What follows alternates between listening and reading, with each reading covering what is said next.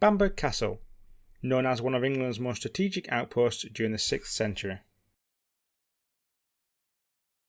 Perhaps best known for its appearance in film and telly, most notably the film Macbeth in 2015, the TV series Robin of Sherwood in 1984, and the film Elizabeth in 1998. The area of Bamburgh goes back to the times of the ancient Britons, located in the Kingdom of Bernicia, one of the two kingdoms that would later form Northumbria. Its history dates to the year 547, when the citadel of Bamburgh was captured by Ida of Bernicia, an Anglo-Saxon ruler. Of the 7 early Breton kingdoms, Northumbria was arguably the most powerful. Ida of Bernicia was the first person to build on what is now known as Bamburgh Castle. Unlike the impressive stone structure which can be seen in the present day, it began as a simple wooden fortification.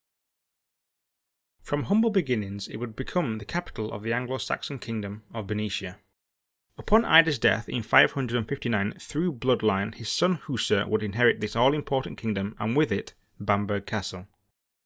Following the death of Husa and family infighting, Æthelfrith would succeed him and become the first king to rule over both the kingdom of Bernicia and its southern neighbour, the kingdom of Deira. From the seat of Bamburgh Castle, Æthelfrith would unite these two kingdoms to form Northumbria. Dying in 604, his titles would be passed on to his wife, Bebba, hence adopting the name Bebbanburg, which would later be simplified to Bamburg. Oswald of Northumbria would be born and would eventually rule the kingdom of Northumbria from the year 634 until he died in 642.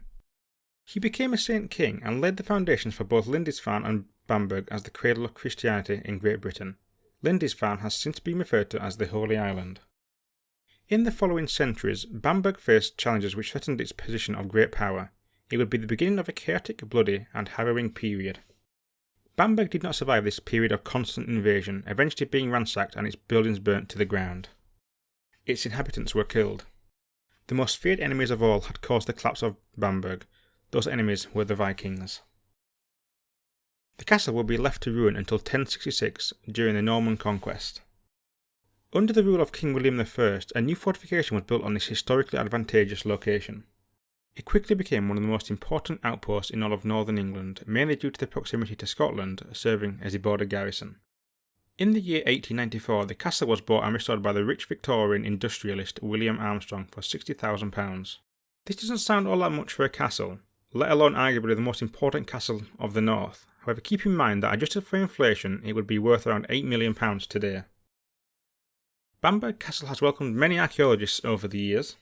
Some fascinating discoveries were made in the 1960s when the team of Brian Taylor Hope uncovered a gold plaque which is now known as the Bamburgh Beast, and an Anglo-Saxon sword from the 7th century.